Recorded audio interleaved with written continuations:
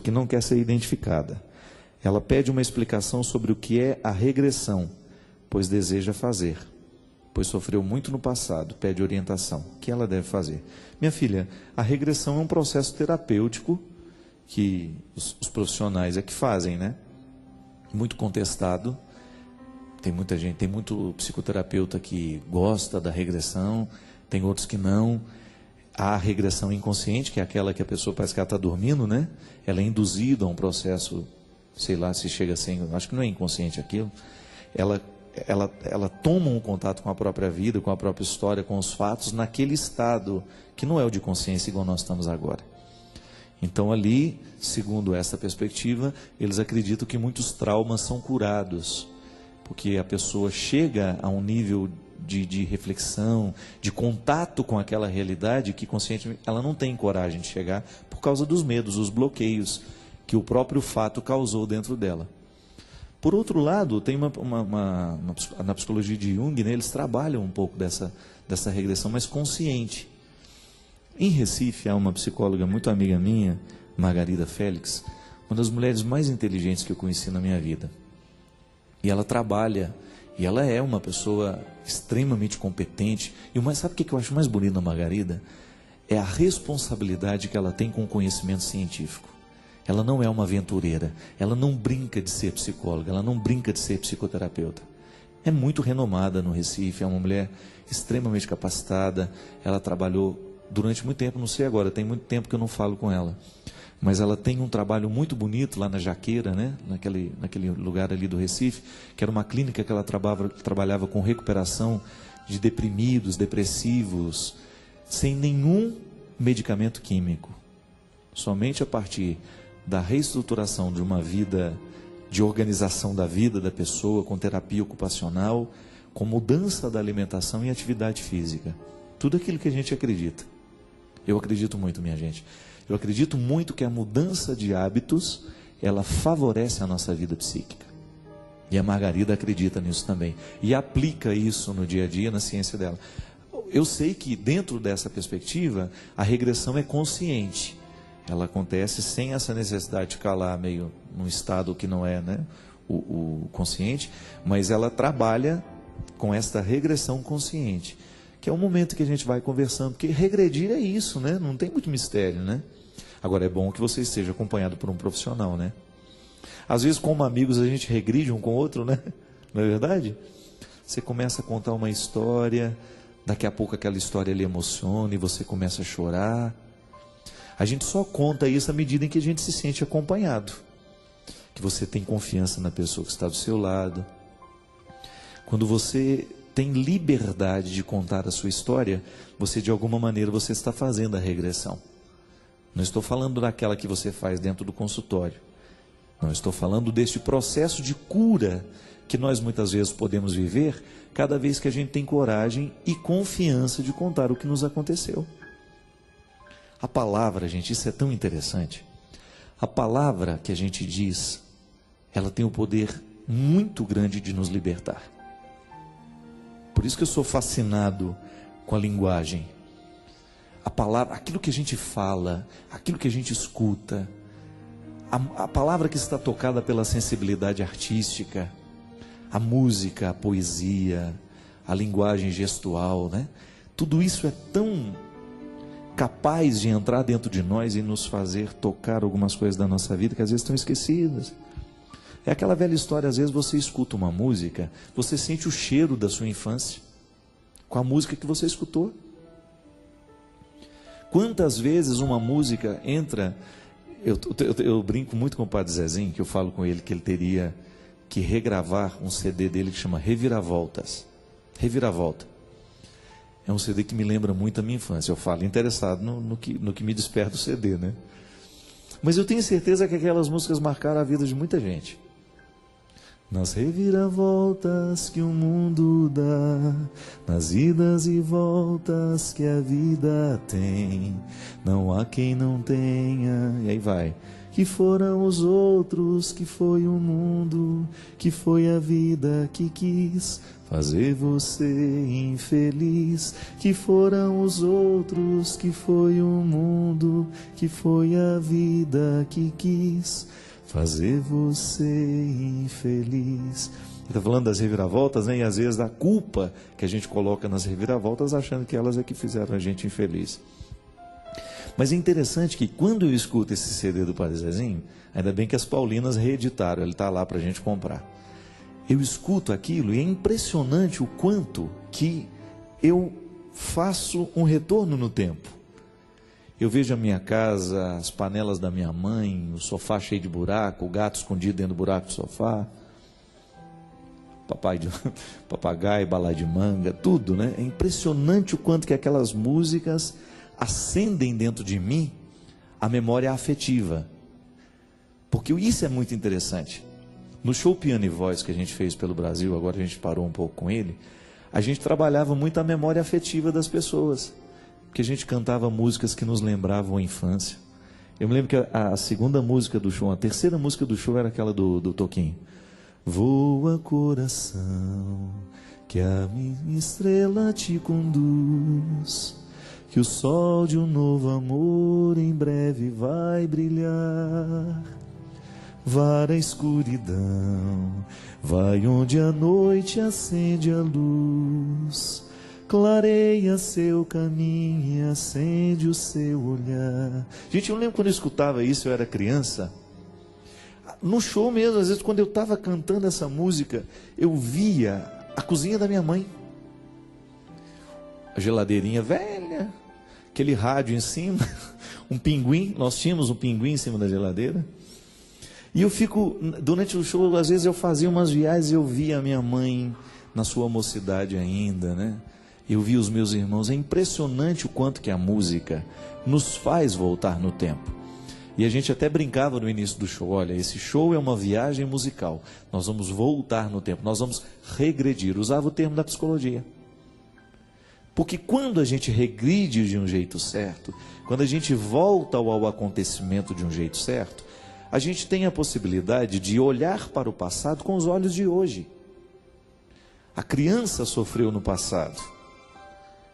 Quando eu sou capaz hoje de olhar para a minha pobreza, para as minhas restrições e rir de tudo isso, é porque de alguma maneira eu já pude visitar esse tempo e descobrir o valor dele. Mas quantas vezes na minha vida, gente, eu me recordava de alguns acontecimentos que eu vivi dentro da minha casa e sofria terrivelmente com a lembrança. A lembrança me torturava, mas à medida em que eu fui capaz de contar isso aos outros, à medida em que eu fui capaz de contar essa história,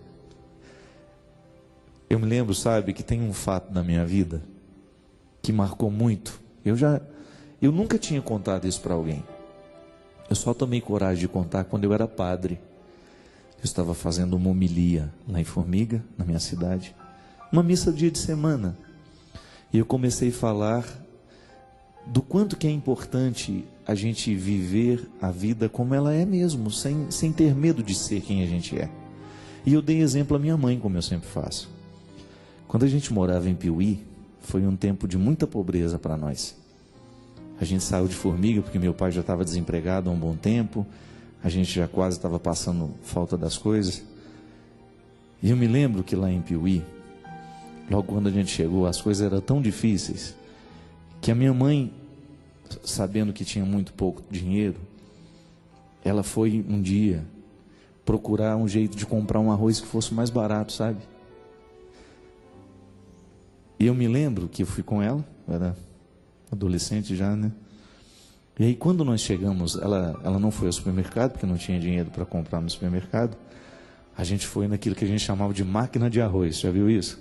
Que é o lugar onde faz o ensacamento do arroz, tira a casca e faz o ensacamento. E ela perguntou assim, qual é o arroz mais barato que o senhor tem aqui? E ele começou a mostrar, né, um monte de arroz. Uns era mais pedra do que arroz. E aí ela viu um bem miudinho, né? Aí ela falou assim, ah não, aquele ali está num preço bom, o senhor pode me dar 5 quilos dele. E aí ele falou assim, isso é para a senhora dar para os porcos? E aí eu vi assim na minha mãe uma coragem, sabe? Ela olhou bem para ele e falou assim: não, é para nós comermos mesmo. E eu vi que ele ficou desconcertado com a coragem dela de ser pobre, né? De não ter medo de assumir que ela não tinha dinheiro para comprar o melhor arroz, mas que ela queria comprar o que ela pudesse.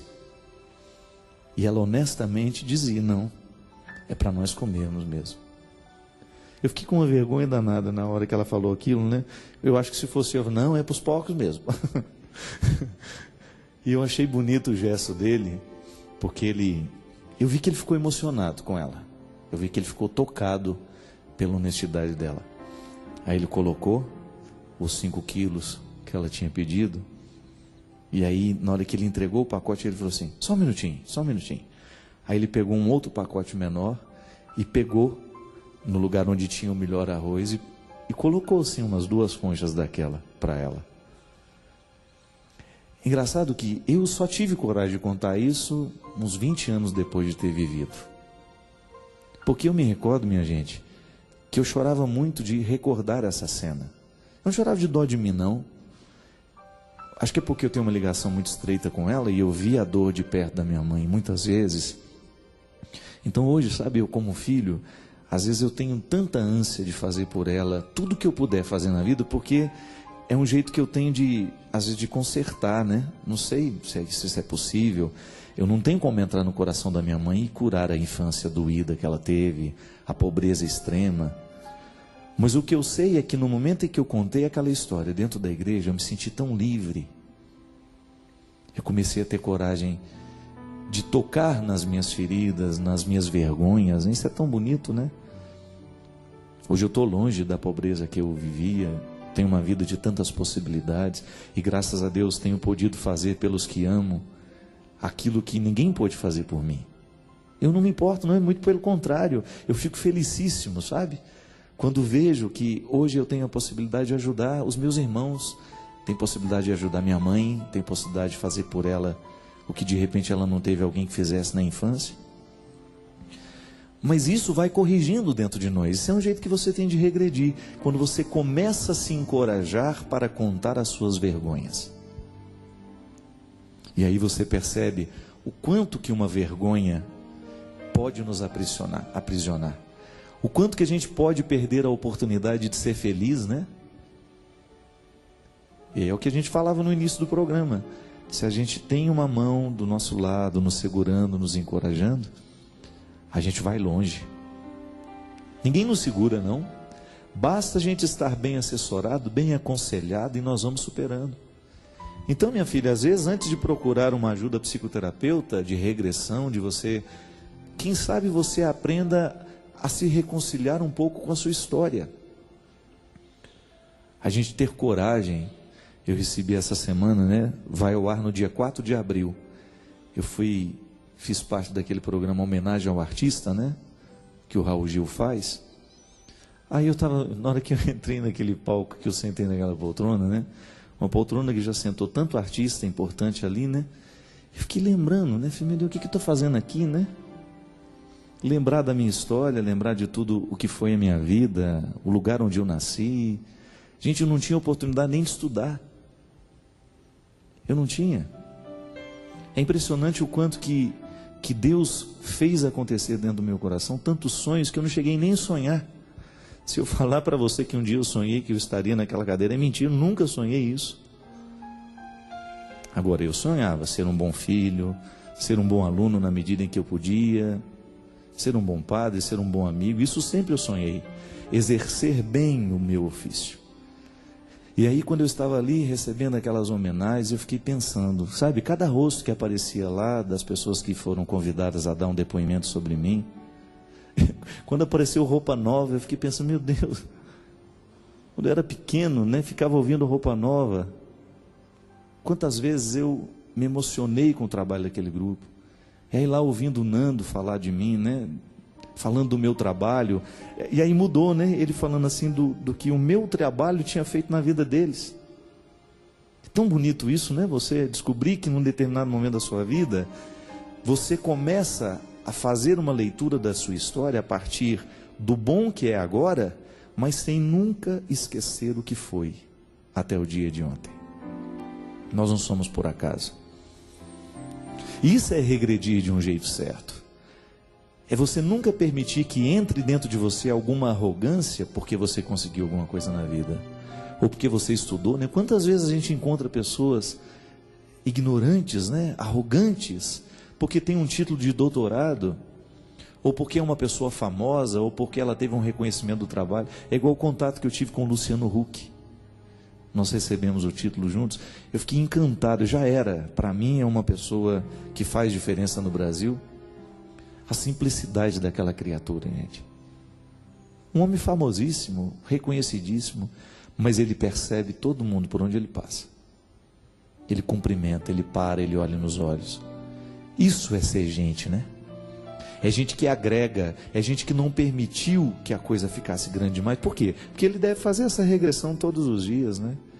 Ele deve olhar para a história dele, muito embora ele tenha nascido um menino rico, com muitas possibilidades, mas ele olha para a vida de quem está do lado dele e ele vê que o processo humano não precisa ser assim.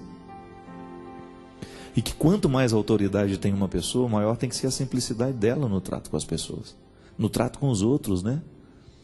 Você viver esse processo bonito de você saber que quando você olha para o seu passado, você sabe valorizar melhor o seu presente. E que olhar para este passado tem que ser olhar de um jeito honesto. É o que Jesus fazia. Eu fico fascinado, sabe, com a capacidade que Jesus tinha de fazer a pessoa olhar para o passado sem condenação. Não, não é para ser condenado. Olha para a história que você viveu para que você tenha condições de viver bem agora. É igual confessar. Quando a gente vai se confessar, a gente vai para contar os passados, os pecados do passado, né? Não tem como estar pecando naquela hora, né? A não ser que você esteja mentindo demais para o padre. Mas a gente vai, a matéria-prima é o passado. E a gente conta, olha, padre, eu errei, papapá, papapá. Mas o olhar que a gente lança sobre esse passado não é de condenação, minha gente. É de reconciliação.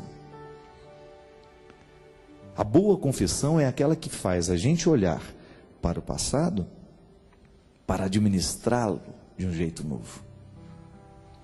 Olhar para aquilo que a gente fez de errado, mas para a gente ter a possibilidade de corrigir agora. É por isso que é libertador. Receber a confissão, viver o sacramento da confissão, é reconciliador por causa disso. Porque a gente joga fora o que não valeu a pena e a gente continua a partir de agora, de um jeito novo, é a possibilidade. O sacramento da reconciliação nos coloca diante de uma nova possibilidade. É o que Jesus fazia. No momento que Jesus mandou descer Zaqueu da árvore, outra coisa ele não estava fazendo senão isso. Zaqueu, eu estou te dando hoje a oportunidade de descer dessa altura, dessa arrogância. Era arrogante até a ponto de achar que ele não merecia estar ali. A arrogância do pecado é a pior do que a outra. Quando a pessoa se sente ruim demais, né? Eu sou tão ruim que nem Deus me quer. Essa é a pior. E ele fala, desce daí, meu filho, que o seu lugar é aqui do meu lado. É tão bom a gente ouvir isso, minha gente. Quando você acha que o outro vai mandar você embora, ele olha e fala, não, é do meu lado que eu lhe quero.